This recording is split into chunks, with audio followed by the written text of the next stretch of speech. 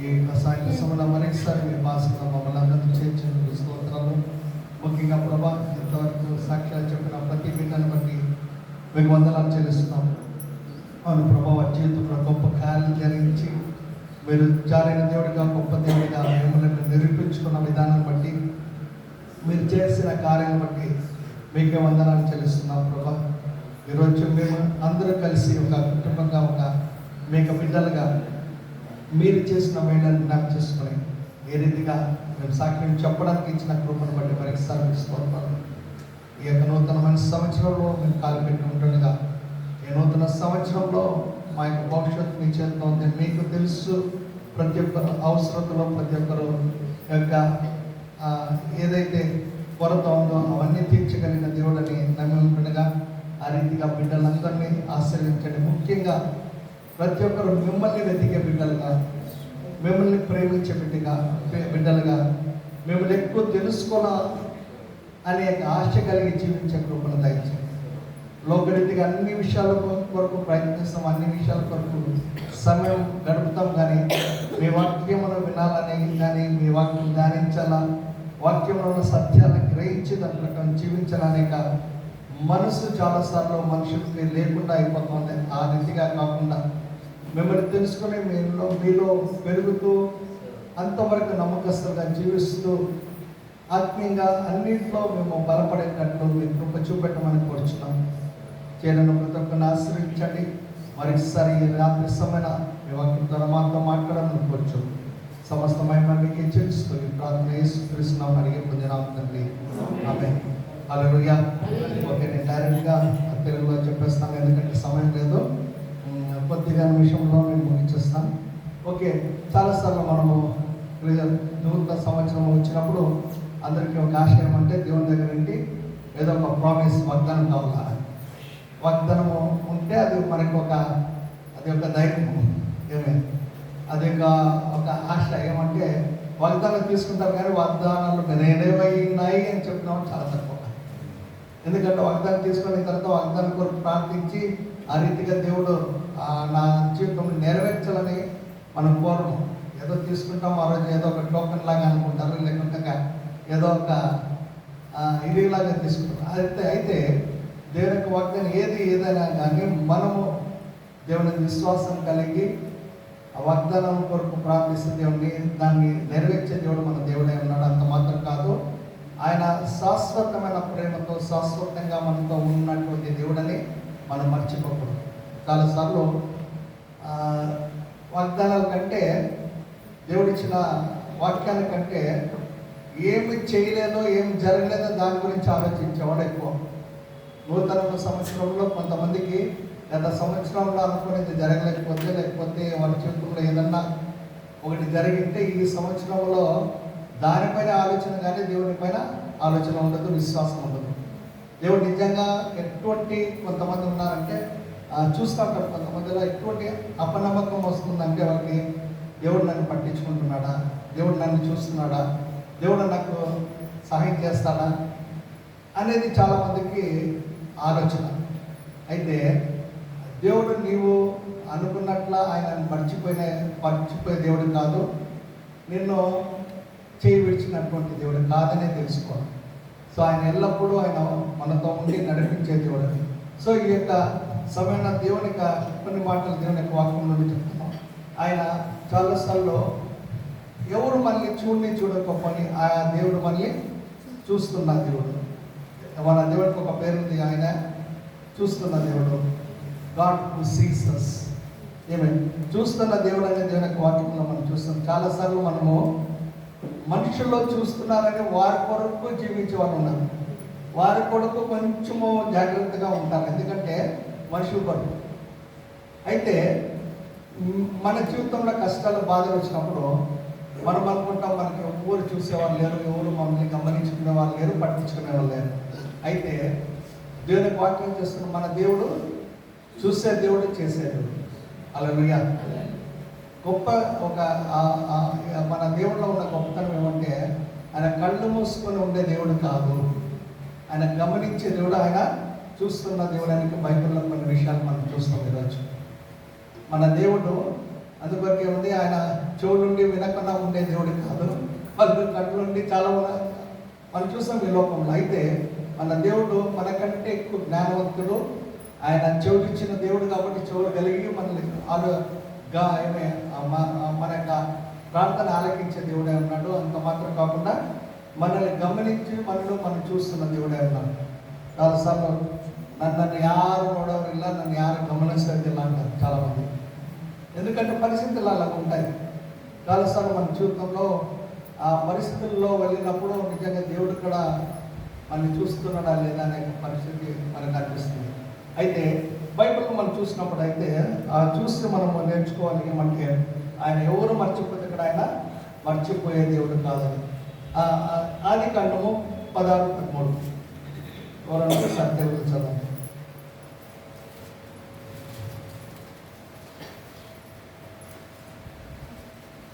ఆదికాండము 16:13. అది చూచుచున్న దేవుడవు నీవే అను పేరు తనతో మాట్లాడిన యెహోవాకు పెట్టెను. ఎలాగనగా నన్ను చూచిన వాణ్ణి నేను ఇక్కడ చూచి తిని కదా అని అనుకోలేను. అందుచేత ఆ నీటి బుగ్గకు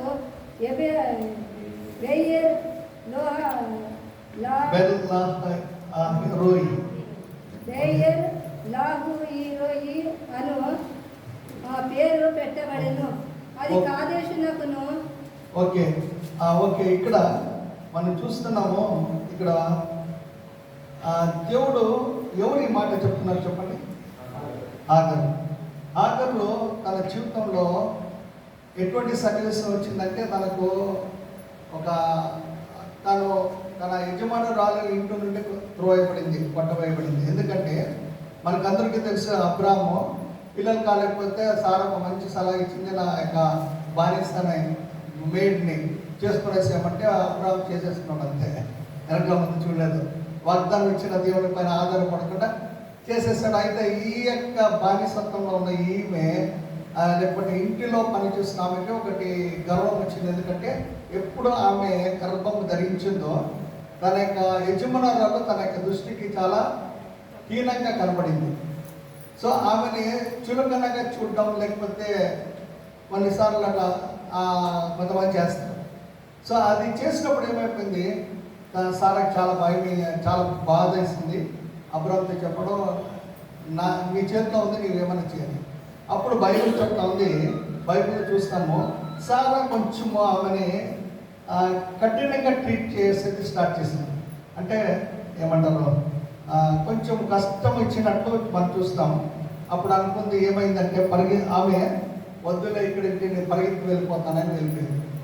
సో వెళ్ళిపోయి ఎక్కడికి అడవిలో ఉంది అక్కడ. అయితే దేవుడు ఒక ప్రణాళిక కలిగి ఉన్నాడు. ఎవరు? ఆగర్ జీవితంలో ఆమె వెళ్ళిపోయింది, నాకు ఎవరు లేరు, నేను అనుకున్న నా యజమానుడు ఇక్కడ నన్ను త్రోసివేశారు, నన్ను వదిలేస్తారని. సో ఇక్కడ వచ్చినప్పుడు అయితే దేవుడు మాత్రం మర్చిపోలేదు ఆగర్ని. సో అక్కడ కనపడి దేవుడు ఒక హెచ్చరికిస్తున్నాడు తన యొక్క దూత ద్వారా. ఏమంటే ఆగరు, నువ్వు చేసింది ఏమి, నువ్వు ఎక్కడి నుండి పరిగెత్తి వచ్చంటే ఆమె సత్యం చెప్తా ఉంది. అక్కడ ఉండేది అక్కడ విషయం ఏమంటే ఆమె చూడండి 8వ వచ్చినప్పుడు 7 చూడండి. యెహోవా దూత అరణ్యంలో నీటి బుగ్గు యొద్ద అనగా షూరు మార్గంలో బుగ్గు యొద్ద ఆమెను కనుగొని, సారాయి దాసివైన ఆగరు ఎక్కడ నుండి వచ్చి తిరిగి ఎక్కడికి వెళ్ళుచున్నావని అడిగినందుకు అది నా యజమానురాలైన సారా యొద్ద నుండి పారిపోవచ్చున్నానెను. అప్పుడు యెహోవా దూత నీ యజమానురాలి యొద్దకు తిరిగి వెళ్ళి ఆమె చేతి క్రింద అణిగి ఉండుమని దానితో చెప్పాను. ఓకే, ఇక్కడ చూడండి, దేవుడి దూత చెప్తుంది సారాతో, నీవు ఎక్కడికి వచ్చామని కరెక్ట్గా చెప్తుంది, నా యజమానుల నుండి వచ్చేస్తానని. అప్పుడు దూత చెప్తా ఉంది, నేను మరీ తిరిగి వెళ్ళి నేను తగ్గించుకొని ఉండమని. సో ఆ పరిస్థితిలో దేవుడు తను చెప్పినప్పుడు ఆగరు సమ్మతించింది, దానికి అగ్రి అయింది. సో ఈ సమ్మతము ఇది వచ్చినప్పుడు దేవుడు అక్కడ తనతో మాట్లాడినందుకు ఆమెతో అక్కడ పలకరించినప్పుడు ఆమె ఏమనిందంటే నన్ను చూస్తున్నాను దేవుడు. ఇక ఆ ఊటకి పేరు ఏమంటే బెరిల్లా ఈ రోయ్ అని అక్కడ పేరు పెట్టబడింది. ఆ యొక్క ఊటకి అందుకొరకు ఎల్ రోయ్ హీ అని అక్కడ ఆ ప్లేస్కి పిలువబడింది. ఎల్ రోయ్ అంటే దేవుడు చూస్తున్న దేవుడు, ఆయన గమనిస్తున్న దేవుడు అని ఇక్కడ మనం చూస్తున్నాం. హాగర్ జీవితంలో దేవుడు మర్చిపోలేదు, దేవుణ్ణి అక్కడ విజిట్ చేసినట్టు దేవుడు అతన్ని ఆమెను చూసి మరి ఎంకరేజ్ చేసి తన ఇంటికి వెళ్ళేటట్టు చేస్తున్నాడు. మన జీవితం అక్కడ అంతే.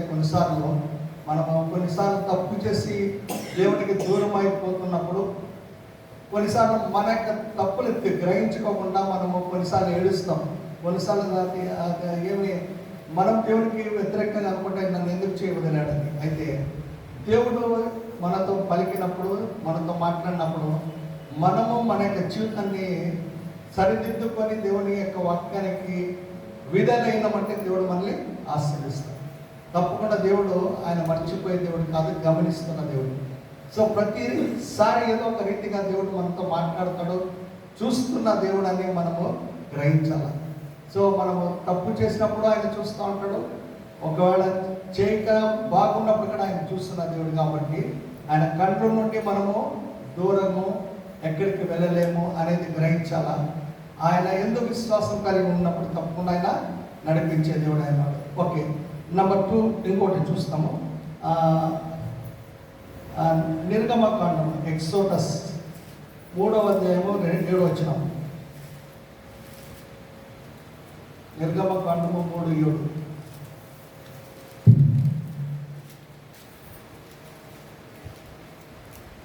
మరియు యెహోవా ఇట్లనెను, నేను ఐగుప్తులో నున్న నా ప్రజల బాధను నిత్యముగా చూసి పనులలో తమను కష్టపెట్టి వారిని బట్టి వారు పెట్టిన మొరను వింటిని, వారి దుఃఖములు నాకు తెలిసేనవి.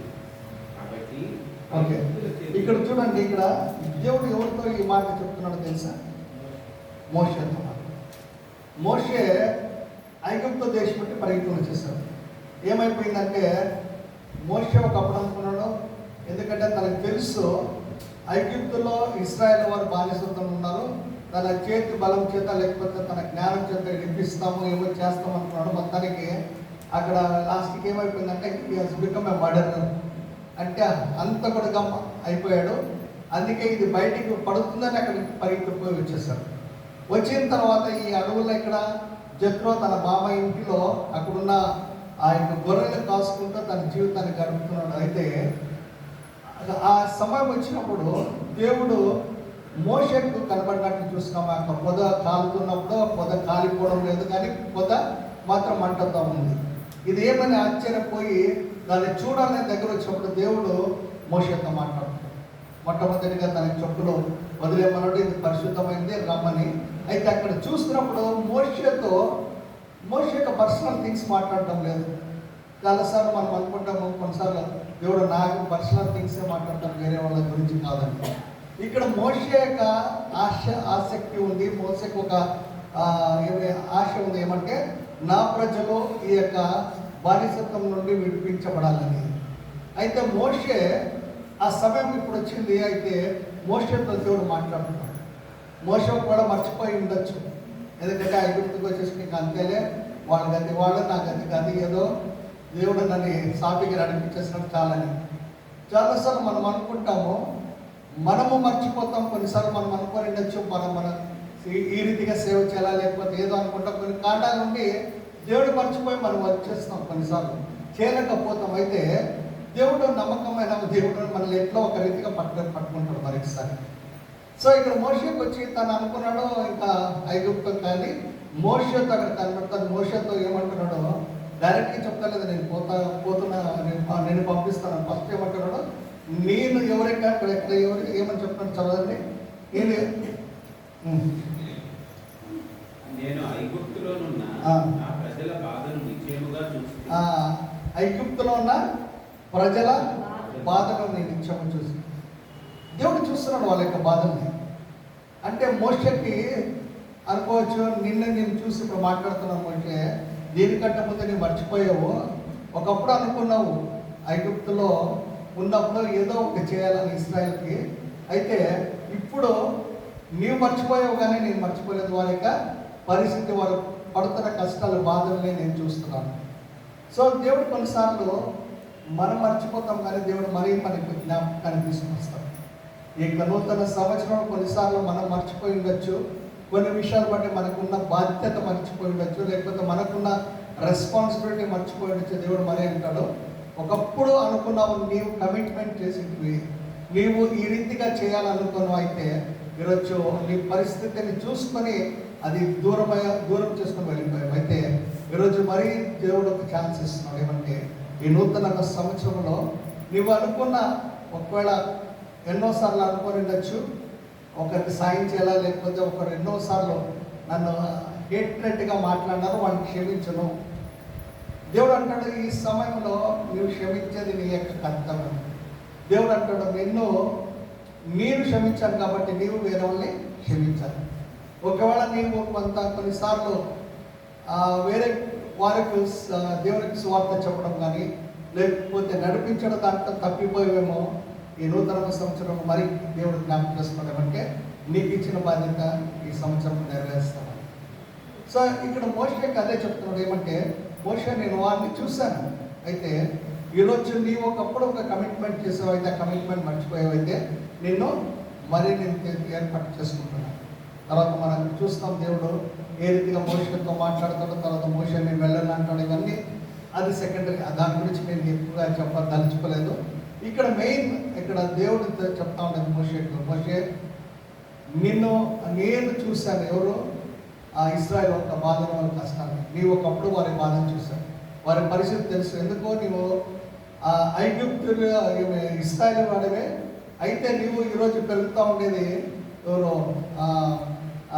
ఫరో ఇంట్లో ప్యాలెస్లో ఉన్నావు. అయితే అక్కడ ఉన్నప్పుడే నేను తలుచుకున్నావు ఈ యొక్క ఇశ్రాయేలు తప్పించాలని. అయితే నువ్వు నీ జ్ఞానంతో చేయాలనుకున్నావు, ఈరోజు ఫెయిల్యూర్ అయినావు. అయితే ఈరోజు నేను నా యొక్క శక్తి చేత, నా బలం చేత నేను పంపిస్తాను. అక్కడ మోషేకు అక్కడ మాట్లాడుతున్నట్టు మనం చూస్తాం. సో దేవుడు కొన్నిసార్లు మనల్ని చూస్తాడు. మనము ఇతరులకు కావాల్సిన వారికి ఇక్కడ వారి పరిస్థితి చూస్తే God wanted you to become a channel of blessing. చాలాసార్లు మనం అనుకుంటాము ఎవరో అని కాదు. అందుకొరకు చాలామంది మిషనరీస్ ఇండియాకి వచ్చినప్పుడు ఛాలెంజ్ చేసినప్పుడు ఎంతోమంది తప్పించుకున్నారు. అయితే కొంతమంది వాళ్ళు కమిట్మెంట్ చేసి నేను వెళ్తానని ఛాలెంజ్ చేసి వచ్చారు. చెప్పాలంటే ఎన్నో, ఈవెన్ విలియం కేరీ ఇటువంటి వాళ్ళు దేవుని కొరకు ఎంతో ఏమీ తెలియకుండా ఇక్కడ ఛాలెంజ్ చేసి తీసుకొని ఇక్కడికి వచ్చి దేవుని స్వార్థ చెప్పారు. సో కొన్నిసార్లు మన జీవితంలో కొన్ని మర్చిపోయిన దేవుడు మరొకసారి జ్ఞాపకం చేయొచ్చు. తర్వాత ఆయన చూస్తున్న దేవుడు అనేది మాత్రం మనం మర్చిపోకూడదు. నిన్ను గమనిస్తున్నాడు. తర్వాత వేరే వారు ఏ విషయంలో ప్రార్థిస్తున్నారో దాన్ని గమనిస్తున్న దేవుడు. ఒకవేళ నీ నుండి దేవుడు ఏదైనా కార్యం జరిగించాలంటే ఆ యొక్క కార్యానికి నీవు సంసిద్ధుడై ఉన్నావు లేదా అని ఒకసారి నీవు పరీక్షించుకోవాలి. ఓకే, మూడవ విషయం మనం చూస్తాం. 2వ రాజుల గ్రంథము, 2 Kings chapter 25. 2వ రాజుల గ్రంథము 25.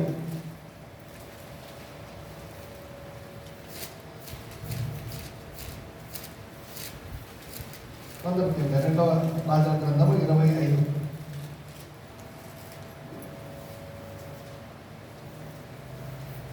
తెలుగు కన్నడలో ఎంతవరకు 25. 2వ రాజుల గ్రంథము 25. 20. 5వ వచనం. నీవు తిరిగి నా ప్రజలకు అధిపతి హిజ్కియా యొద్దకు పోయి అతనితో ఇట్లను, నీ పితరుడైన దావీదునకు దేవుడు యెహోవా నీకు సెలవిచ్చినదేమనగా, నీవు కన్నీళ్లు విడుచుట నీ ప్రార్థన నేను అంగీకరించి ఉన్నాను. నేను నిన్ను బాగు చేసేది. 3వ దినమున నీవు యెహోవా మందిరమునకు ఎక్కిపోవు. ఓకే, ఇక్కడ దేవుడు ఎవరో మన ప్రవక్త అయిన యెషయాకి ఇక్కడ మాట్లాడుతున్నాడు ఏమంటే, నేను నా సేవకుడైనా లేకపోతే రాజు అయిన హిజ్కియా యొక్క కన్నీటిని చూశాను. ఇక్కడ ఏం జరిగిందంటే దేవుడు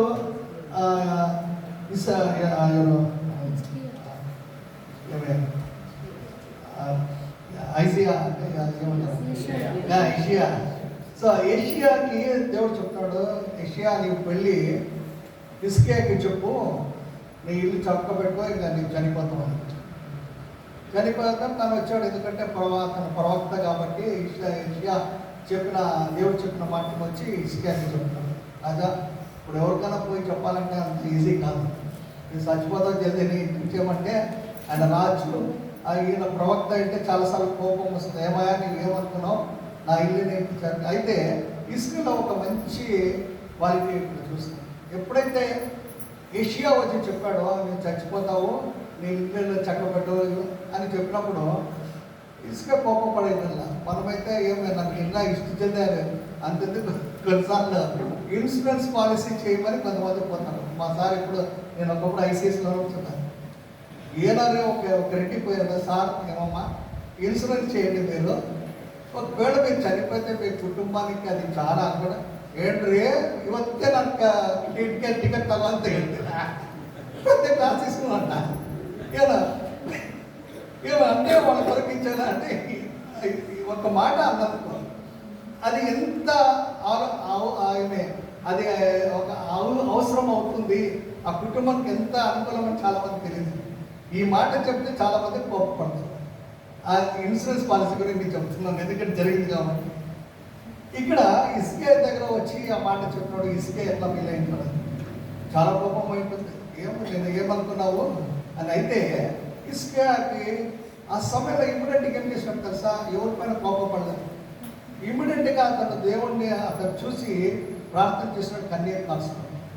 ఆ కన్నీటిని ఏం చేసిందంటే దేవుడిని ఇమ్మీడియట్గా మెల్ట్ చేసేసింది.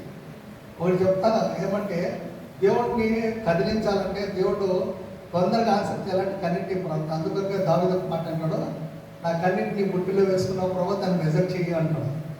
సో అది చేసినప్పుడు అద్భుతంగా దేవుడు ఆ కన్నీటిని చూసి ఓడ్చుకోడు.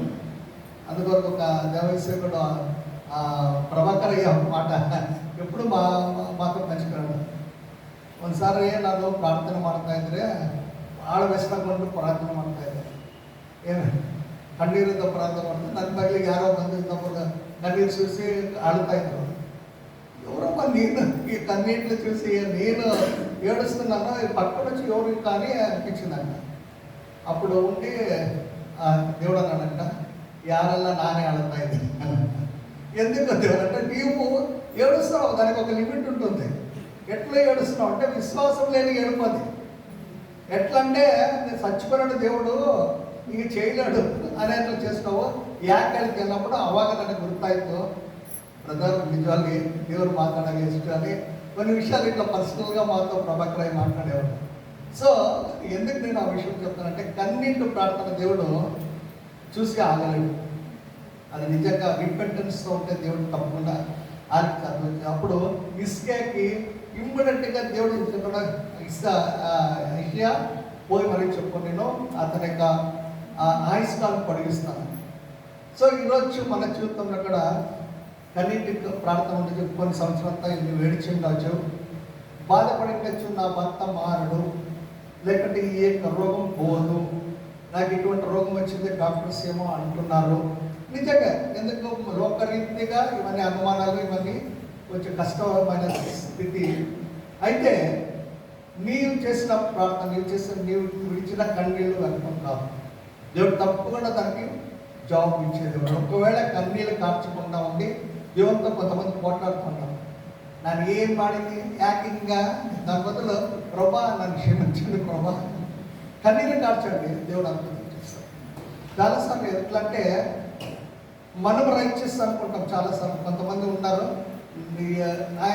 కొంతమంది ఎట్లా వాళ్ళంటే దేవుని దగ్గర కానీ ఎవరు మర్చిపోతారో నేను తప్పని చెప్పరు, ఎందుకంటే ఆయన రైట్ అని చెప్పేవాళ్ళు కొంతమంది ఉన్నారు, మీరు చూసుకున్నాం కొంతమంది. అందుకని వాళ్ళు ఏమంటారు, నాకు ఏం పడేదంటే దేవుడికి కేಳಬೇಕು. కొంతమంది రిపెంటెన్స్ చేయండి, మీరు పాప పాప ఆ, పాప క్షమాపణకి అడగండి అంటే నేనేం పాపం చేయలేదు అనేవాళ్ళు ఉన్నారు. అయితే దేవుడి సన్నిధికి వెళ్ళినప్పుడు మనం నిజంగా పశ్చాత్తాపంతో ప్రార్థన చేసినప్పుడు కన్నీరు కాల్చినప్పుడు దేవుడు ఆలకించే దేవుడే. హిజ్కియా ఇమ్మీడియట్గా ఏం చేసినాడు కనుక అతను ఎవరితో ఆ కొట్లాడలేదు, లేకపోతే దేవుడితో ఏమి చెప్పలేదు, కానీ ఈ షెడ్ హిజ్కియాస్ దేవుడు అది చూస్తాడు. ఇమ్మీడియట్గా చెప్పి హిజ్కియా వెళ్ళు, నా యొక్క సేవను చెప్పు, నేను 15 ఏళ్ళు పొడిగిస్తాను.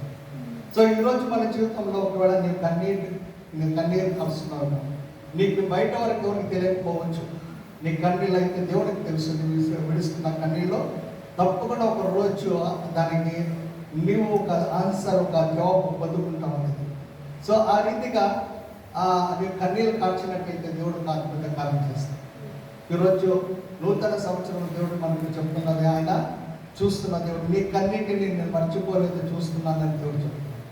సో ఈ యొక్క రాత్రి సమయం ఒకవేళ నీవు ఆ పరిస్థితుల్లో ఉన్నావంటే భయపడద్దు, ఎందుకంటే దేవుడు చూస్తున్న దేవుడు అన్నాడు. తప్పకుండా నీ యొక్క ప్రార్థనకు జవాబిస్తాడు, నీ యొక్క కన్నీళ్లకు ఆయన జవాబు ఇచ్చే దేవుడేమో. సో ఇచ్చిగా ఆ యొక్క ప్రార్థన చేసే ఇమ్మీడియట్గా అతను స్వస్థత పొందుతున్నాడు. సో ఆ రీతిగా మన జీవితంలో ఆ రీతిగా చేస్తే తప్పకుండా దేవుడు అద్భుత కార్యం చేస్తాడు. ఓకే, ఇంకొక విషయం చెప్పి ముగించేస్తాం.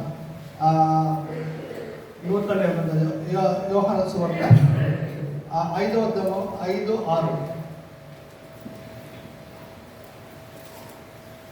యోహాను సువార్త 5వ అధ్యాయం 6వ వచనం. యేసు వాడు పడియుండుట చూచి వాడప్పటి బహుకాలము నుండి ఆ స్థితిలో ఉన్నాడని ఎరిగి స్వస్థపడగోరుచున్నావా అని వారిని అడగగా ఆ రోగి, అయ్యా, నీళ్లు కదిలింపబడినప్పుడు నన్ను కోనేటిలోనికి దించుటకు నాకు ఎవడనూ లేడు కనుక నేను వచ్చినంతలో మరి ఒకడు నాకంటే ముందుగా దిగునని ఆయనకు ఉత్తరం ఇచ్చాను. ఓకే, ఇక్కడ చూడండి, ఇక్కడ మనం చూస్తున్నాం ఏమి దేవుడు ఎవరు చూస్తాడంట. 6వ వచనం. 38 ఏళ్ల నుండి అక్కడ ఒక పడి ఉన్న ఒక వ్యాధి కలిగిన వ్యక్తి, పక్షవాయువు ఏదో వ్యాధితో అక్కడ ఉన్నాను. ఆయన పేరు రాయబడలేదు, ఆయన ఎవరు తెలియదు. కానీ అయితే ఆయనని ఎవరు చూశారు? యేసు చూశారు. అక్కడ జరుగుతూ ఉండేది ఏమయ్యా, అక్కడ బెత్సెస్దా అనే కోనేటి దగ్గర అప్పుడప్పుడు దేవుని యొక్క దూత వచ్చి నీళ్ళు కలిపేటప్పుడు ఎవరు మొదలు దిగుతారో వాళ్ళు స్వస్థత పొందుతున్నారు. ఇతను 38 ఇయర్స్ ఉంటున్నాడు, అంటే సీనియర్ మోస్ట్ సిటిజన్ ఉన్నట్టు, సీనియర్ అతను. అయితే ఇక్కడ జరిగింది ఏమంటే, అది ఎందుకని మనకు తెలియదు, కానీ ఒక్కటి మాత్రం తెలుసు, అక్కడ అందరూ చూస్తున్నారు అతన్ని, కానీ ఎవరు అతను పట్టించుకోలేదు. కొన్నిసార్లు చూస్తుంటారు, కానీ చూసేవారు వ్యర్థంగా కొన్నిసార్లు కళ్ళు మూసుకొని పోయేస్తూ ఉంటారు. కొంతమంది నన్ను నోడే ఇలా పడ్డారు, కొంతమంది చూస్తూ ఉంటారు, గమనించారు కొన్నిసార్లు. అయితే ఇక్కడ ఆయన పడిన వ్యక్తిని ఇన్ని సంవత్సరాల్లో అక్కడ అందరూ చూసినా కానీ ఎవరు పట్టించుకోలేదు. అయితే ఇక్కడ దేవుడు ఇక్కడ మనం చూస్తున్నాము, యేసయ్య ఆయన 38 ఇయర్స్ ఉన్నాడని ఆయన తెలుసు. యేసయ్య గౌరవం చెప్తారు, ఆ పైన పేరేమని చెప్పారు, రికమెండ్ చేసినారు, ఎవరు ఏం చేయలేదు. But God knows.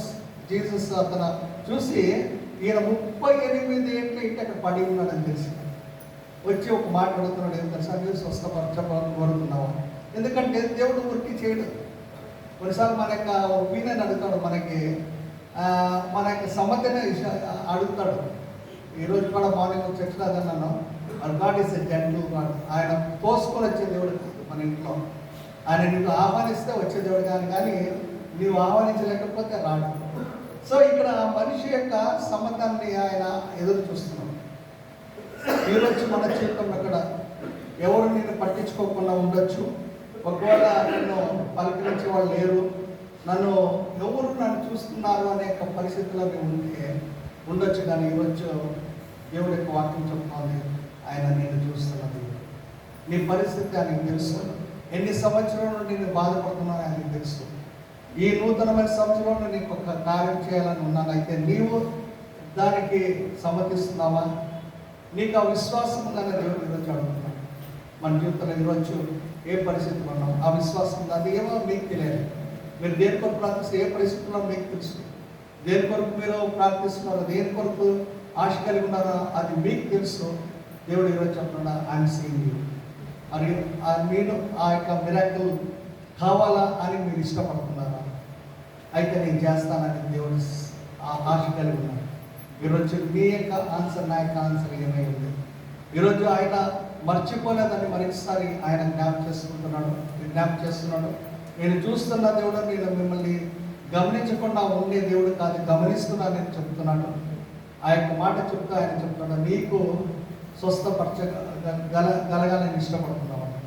ఈరోజు నీ పరిస్థితి ఏముందో కానీ దేవుడు నీతో నాతో చెప్తా ఉండేది ఒకటే ఏంటంటే, నీ జీవితంలో కూడా ఒక మిరాకిల్ కావాలని చేస్తాను, చేసేకి సంసిద్ధంగా.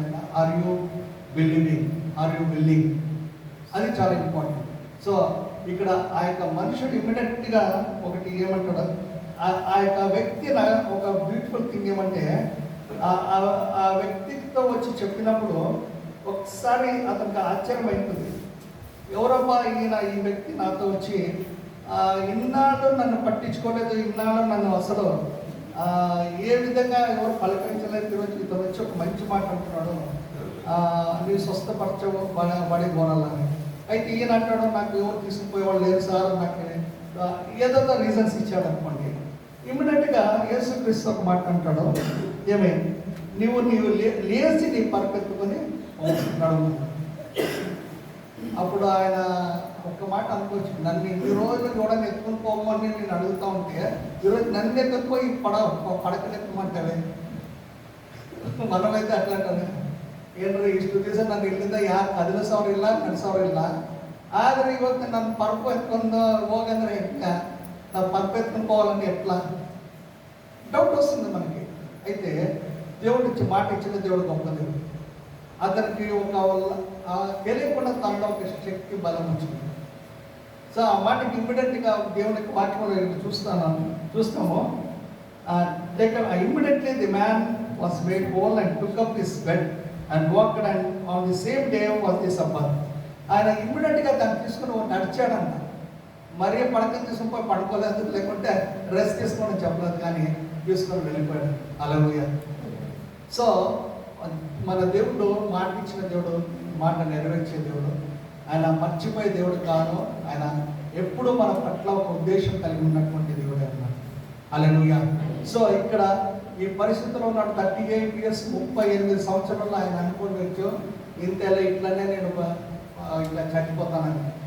ఈరోజు నీ పరిస్థితి అలాగే ఉండొచ్చు. ఈరోజు నాకు ఇంతే, ఇంకా నా జీవితంకి దెర్ ఇస్ నో హోప్ అని అనుకోవచ్చు. అయితే ఇక్కడ దేవుడు ఒక మాట చెప్తున్నాడు, ఏమంటే I'm there, I'm seeing you. నేను చూస్తున్న దేవుడు నీ జీవితంలో నేను మర్చిపోలేదు, ఒక కార్యం చేస్తాను. సో ఈరోజు నిరుత్సాహపడక్కర్లేదు. ఈరోజులోని వాక్యం ఈ 4 విషయాలు మనం చూసిన మనము జీవితంలో ఏ పరిస్థితుల్లో ఉన్నాము, ఏ రీతిగా దేవుడు మాట్లాడుతున్నాడో నాకు తెలియదు, కానీ మీకు తెలుసు. ఈరోజు ఆ యొక్క దేవుడి మాట పైన విశ్వాసం కలిగి ప్రార్థన చేస్తాం. ప్రభా, ఈ పరిస్థితుల్ని నాకు తీసుకుని వస్తావు, ఈ సంవత్సరం గొప్ప కార్యం చేస్తామనే యొక్క విశ్వాసంతో మనం ప్రార్థన చేస్తాం. దేవుడు తప్పకుండా ఆశీర్వదిస్తాడు. కలుపుకొని ప్రార్థన చేసుకుంటాం. ఇంతవరకు దేవుడు మనందరితో మాట్లాడదు. ఈ 4 విషయాలు దేవుడు మనతో మాట్లాడినట్టుగా, ఏ విషయాన్ని బట్టి నువ్వు ఉన్నావో దేవుడికి తెలుసు, దేవుడు చూస్తున్నాడు. ఈ సమయం దేవుడు నీ జీవితంలో ఒక గొప్ప కార్యం, ఆశ్చర్యకార్యం జరిగించాలని ఉద్దేశం కలిగి ఉంటుండగా, ఈ నూతన సంవత్సరంలో ఆయన నూతనమైన కార్యం చేయడానికి సంసిద్ధంగా ఉంటుండగా, ఈ సమయం మనము ఆయన మాటకు విధేయులై, ఆయన మాటకు చెవి ఎక్కి, మనల్ని మనం తగ్గించుకొని ఆయన సన్నిధానంలో వేడుకున్నట్లయితే, ప్రాధాన్యపడినట్లయితే, ఆయన తప్పకుండా మనం సంబంధించినప్పుడు చేసే దేవుడై ఉన్నాడు. ఆదరు చెప్పినప్పుడు తన యొక్క యజమానుల దగ్గరకు తిరిగి వెళ్ళింది.